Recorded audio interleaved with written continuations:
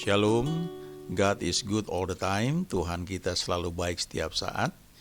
Dan Alkitab berkata Allah adalah kasih, God is love. Dan karena itu, sesuai dengan firman Tuhan, kita bisa percaya bahwa Dia membuat segala sesuatu menjadi indah pada saatnya masing-masing. He makes all things beautiful in its time. Yesus, kau sungguh baik. Yesus, namamu indah. Yesus, ku cinta kau selalu. Ku tinggikan, ku agungkan selamanya. Yesus, kau sungguh baik.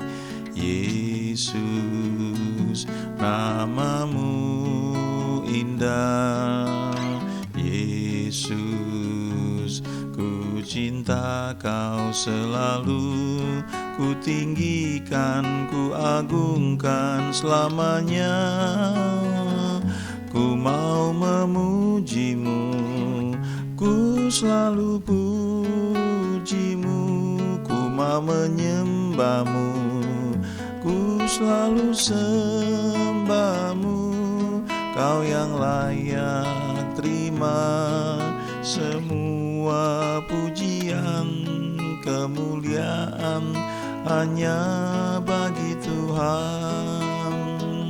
Ku mau memujimu, ku selalu pujimu. Ku mau menyembahmu, ku selalu sembahmu. Kau yang layak terima semua pujian, kemuliaan hanya bagi Tuhan. Ku mau memujimu, ku selalu pujimu. Ku mau menyembahmu, ku selalu sembahmu. Kau yang layak terima semua pujian, kemuliaan hanya bagi Tuhan. Kau yang layak terima semua pujian, kemuliaan hanya bagi Tuhan. Kau yang layak terima semua pujian, kemuliaan hanya bagi Tuhan.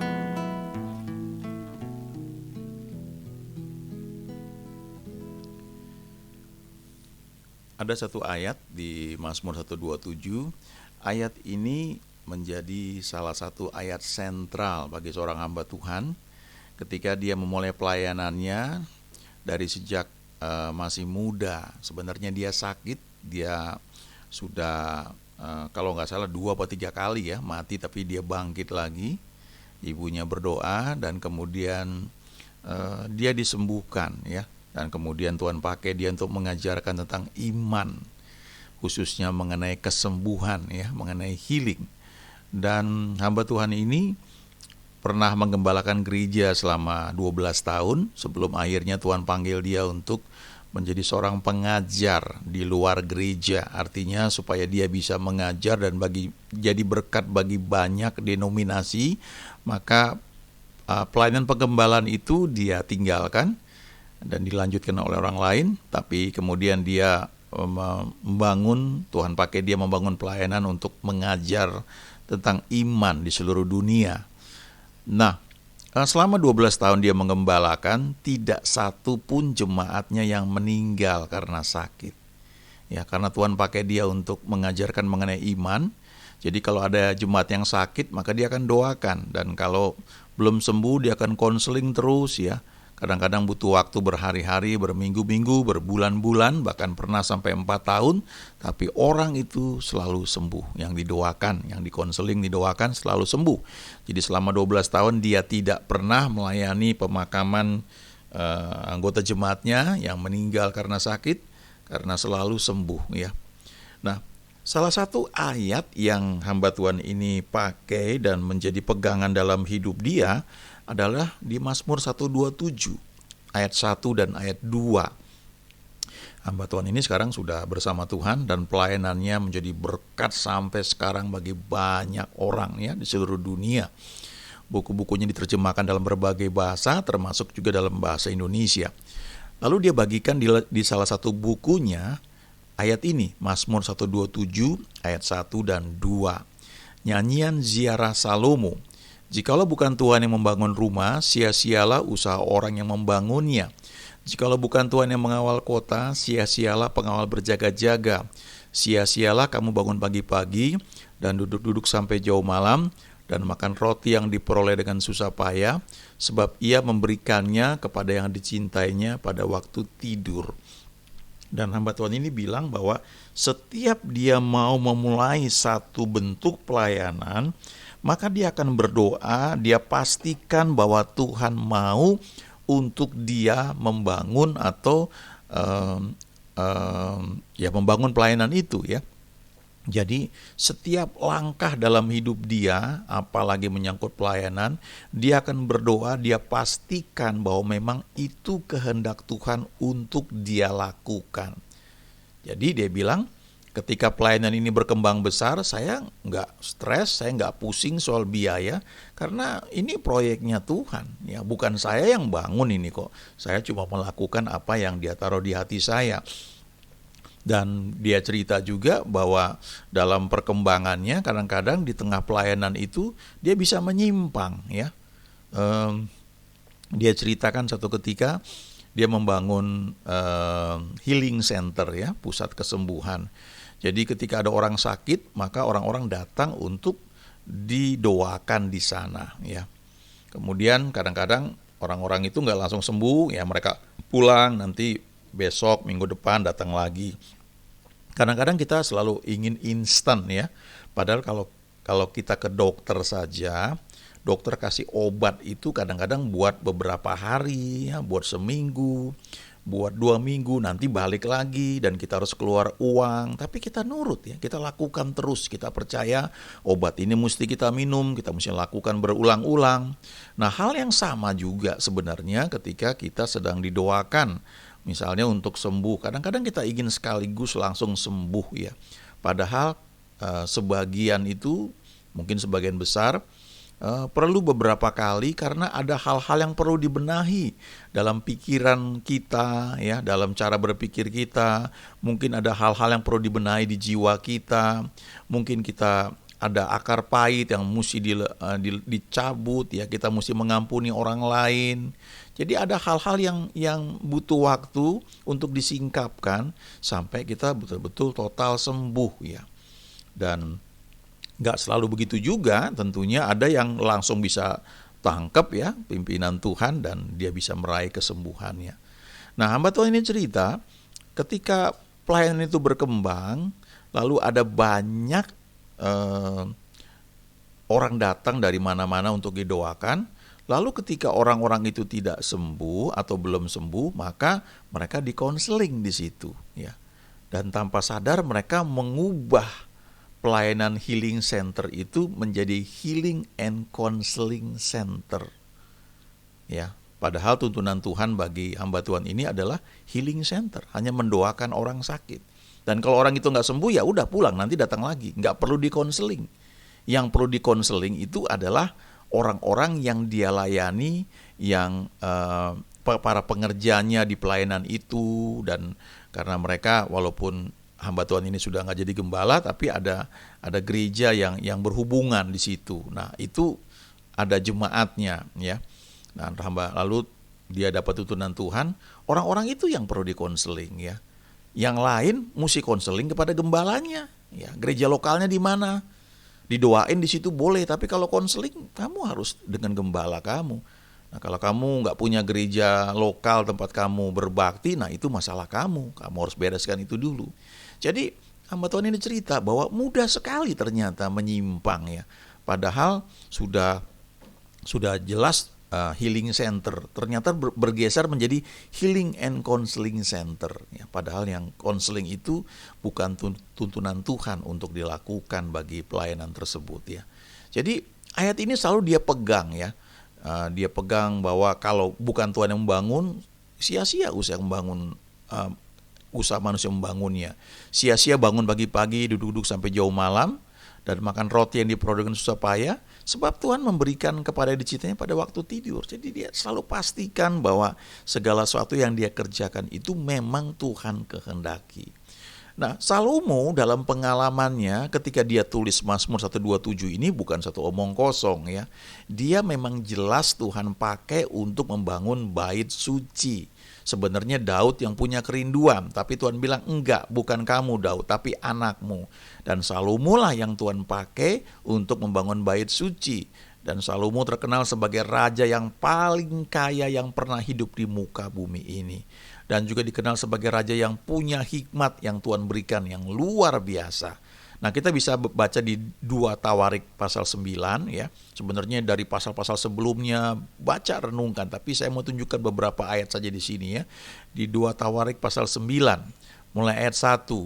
Ketika Ratu negeri Sheba mendengar kabar tentang Salomo, maka dengan pasukan pengiring yang sangat besar dan dengan unta-unta yang membawa rempah-rempah, banyak emas dan batu permata yang mahal-mahal, datanglah ia ke Yerusalem hendak menguji Salomo dengan teka-teki. Setelah ia sampai kepada Salomo, dipercakapkannyalah segala yang ada dalam hatinya dengan dia. Dan Salomo menjawab segala pertanyaan ratu itu.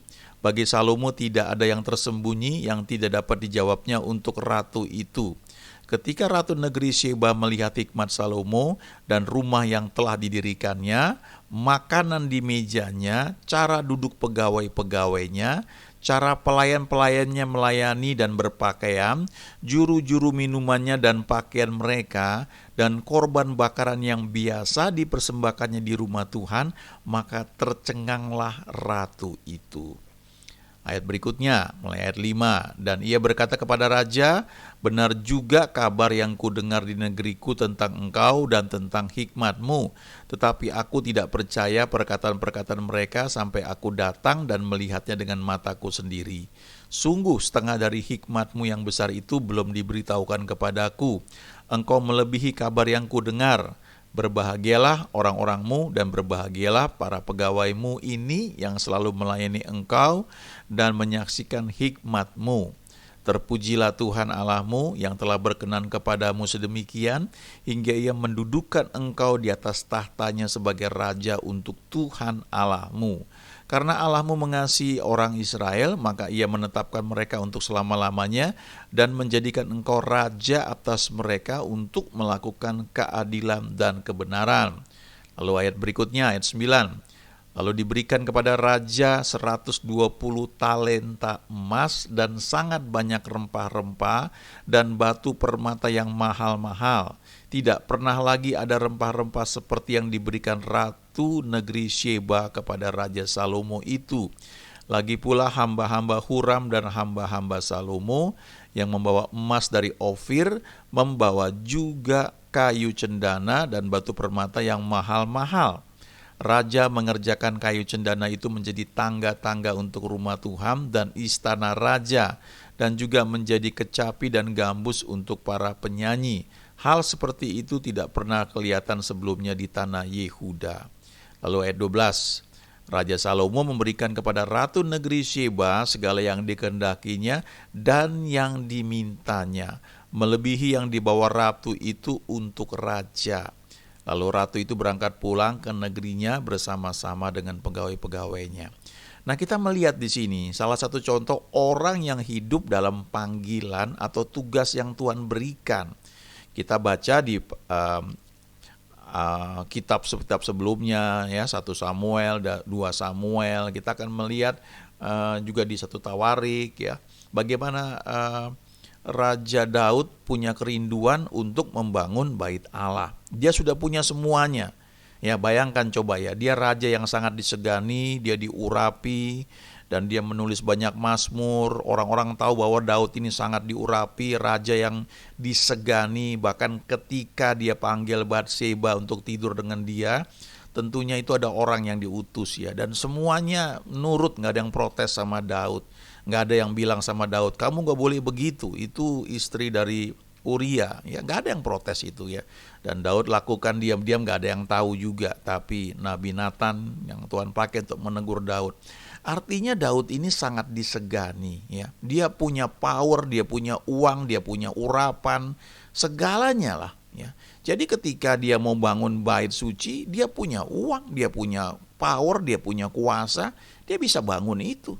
Tapi ketika Nabi memberitahu kepada Daud bahwa bukan kamu yang bangun tapi anakmu, ya, Daud nurut. Ini hal yang luar biasa ya.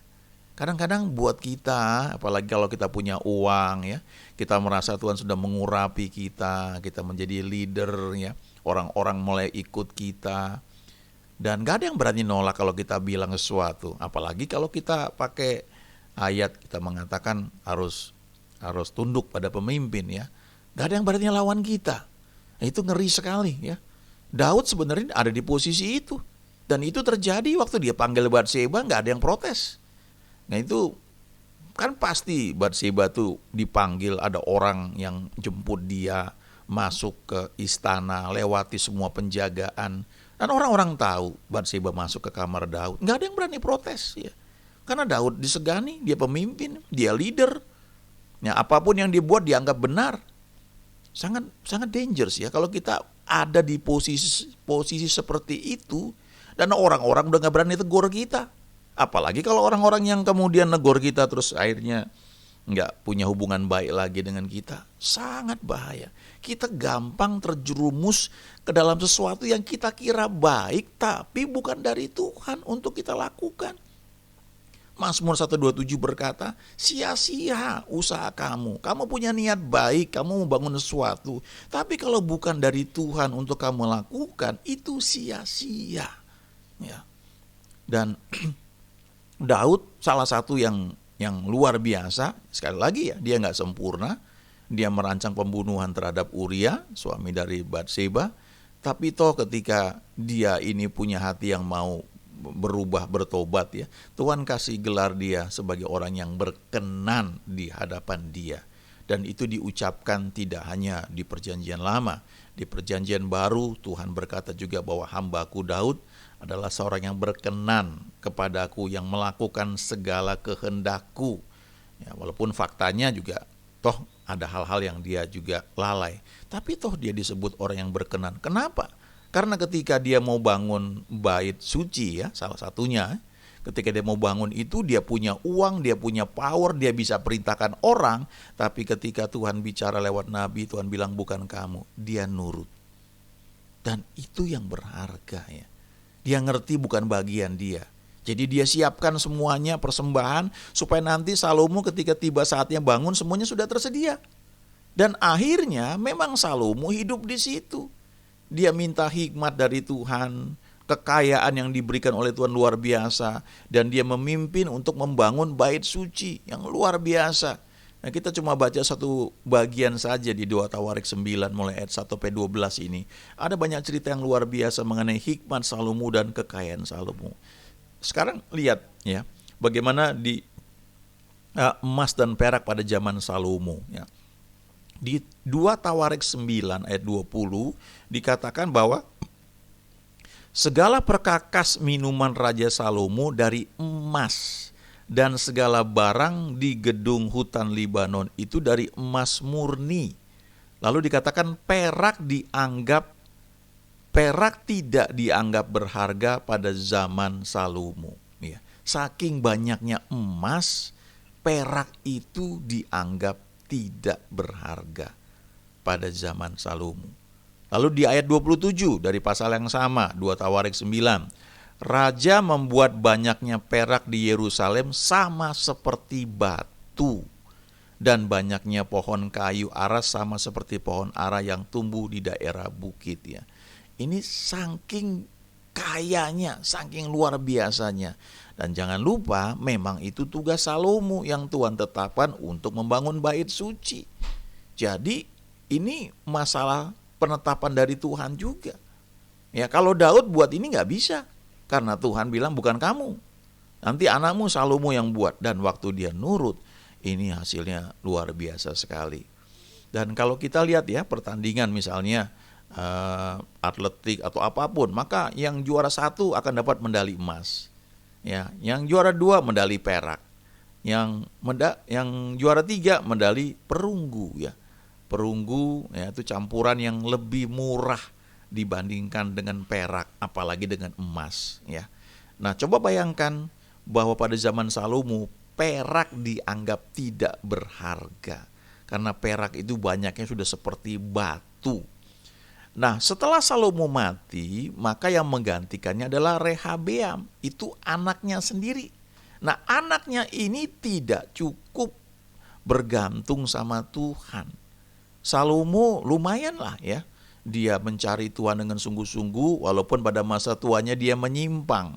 Karena istrinya banyak, gundiknya banyak, istri-istrinya itu membuat dia condong kepada berhala-berhala dibanding kepada Tuhan. Ya, pengaruh istri itu besar sekali ya. Kadang-kadang kita mungkin gak sadar akan hal itu.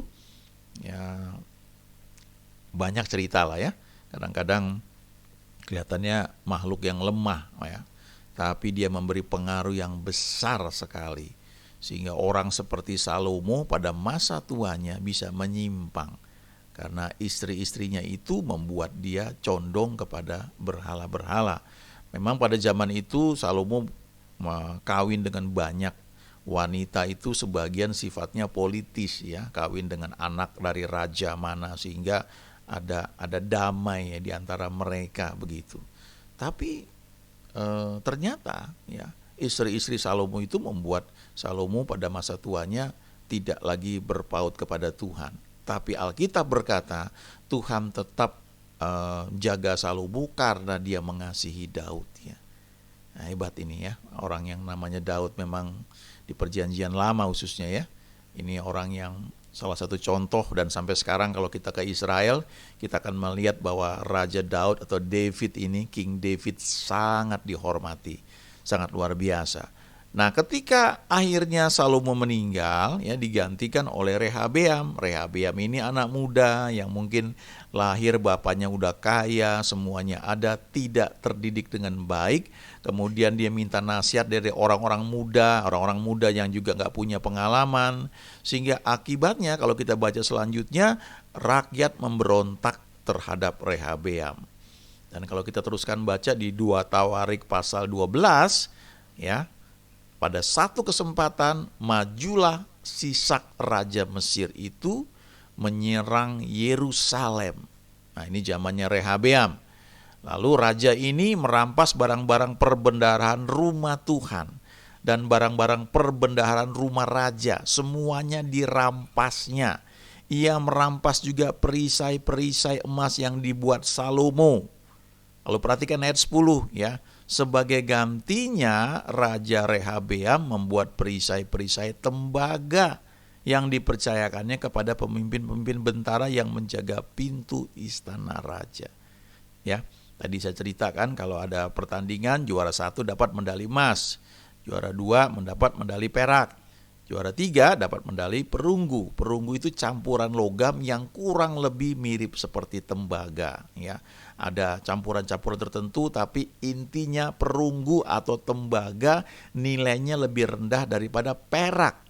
Nah, zaman Salomo perak dianggap tidak berharga karena banyaknya seperti batu, ya begitu banyak. Tapi setelah Salomo mati, maka Raja Rehabeam yang menggantikan Salomo, dia tidak dengar pada nasihat-nasihat dari orang-orang tua yang dulu mendampingi Salomo. Dia pilih para penasihat orang-orang muda, teman-temannya yang gak punya pengalaman, asal ngomong aja mungkin. Dan akibatnya rakyat memberontak. Dan akhirnya kalau kita baca, Rehabeam hanya memimpin sebagian dari kerajaan Israel. Dan kemudian ketika Raja Mesir menyerang Yerusalem, diambil semua perisai-perisai emas yang dibuat oleh Salomo, Lalu sebagai gantinya, Raja Rehabeam cuma mampu membuat perisai-perisai tembaga. Perak aja nggak bisa. Nah, kita belajar di sini ya. Ketika Tuhan yang menuntun, Alkitab berkata di Mazmur 127 tadi, ayat 1 dan 2, jikalau bukan Tuhan yang membangun rumah, sia-sia usaha orang yang membangunnya. Usaha manusia paling top cuma sampai tembaga, nggak bisa lebih lagi. Tapi kalau Tuhan yang menuntun, nggak usah tembaga, perak aja dianggap nggak berharga, emas standarnya. Dalam pelayanan ini yang perlu kita jaga ya, bukan barang fisiknya, tapi bagaimana mesbah korban kita, bagaimana hati kita terpaut kepada Tuhan. Dan itu yang Salomo miliki sebagai warisan dari Daud bapaknya, sebelum akhirnya dia menjadi tua dan condong kepada istri-istrinya. Tapi setidaknya sekian puluh tahun dia sungguh-sungguh mengikut Tuhan, dan prosperity melimpah dalam kehidupan dia. Tapi ketika Raja Rehabeam menggantikan Salomo, statusnya dia raja, dia mewarisi, kelihatannya keren, hebat, tapi nggak ada hikmatnya. Dan kemudian akhirnya prosperity-nya hilang. Raja Mesir itu merebut semua yang bapaknya pernah buat, yang dari emas, dan dia cuma mampu membuat dari tembaga. Perhatikan baik-baik ya. Yang pertama, kita perlu tinggal dalam panggilan Tuhan. Jangan ikut-ikutan. Jangan cuma lihat orang lain keren naik panggung lalu kita mau ikut-ikutan seperti itu. Kalau bukan tempat kita, paling top itu seperti Raja Rehabeam, cuma bisa buat perisai tembaga. Udah mentok, gak ada lagi bisa lebih tinggi lagi. Karena itu bukan tempat kita, bukan panggilan kita. Tapi sebaliknya kalau itu tempat kita, panggilan kita, kita gak cari panggung. Yang kita cari itu mesbah. Nanti panggung Tuhan yang buat. Kalaupun gak dibuat-buat, ya gak perlu. Kita kan yang penting menyenangkan dia. Nah, kalau itu dari Tuhan buat kita lakukan, hasilnya itu emas dan tanpa susah payah. Firman Tuhan berkata, berkat Tuhanlah yang menjadikan kaya, susah payah tidak akan menambahinya. Kalau kita fokus hidup kita untuk menyenangkan Tuhan, bahkan kita gak peduli kasarnya ya, mau melayani apa enggak, mau dilihat orang apa enggak, yang penting kita membangun mesbah kita dengan Tuhan, kita fokus dengan Tuhan, maka yang lain Tuhan akan perlengkapi. Belajar mengizinkan Dia bekerja dalam hidup kita, karena Alkitab juga berkata, Allah lah yang mengerjakan di dalam kamu, baik kemauan maupun pekerjaan menurut kerelaannya. Kami mengucap syukur karena Engkau baik Bapa, God is love, Allah adalah kasih, dan Engkau membuat segala sesuatu menjadi indah pada waktunya masing-masing. Bahwa kami terus berjalan dalam tuntunan-Mu, sehingga kami boleh menyadari bahwa God is good all the time. All the time God is good. Haleluya. Amin.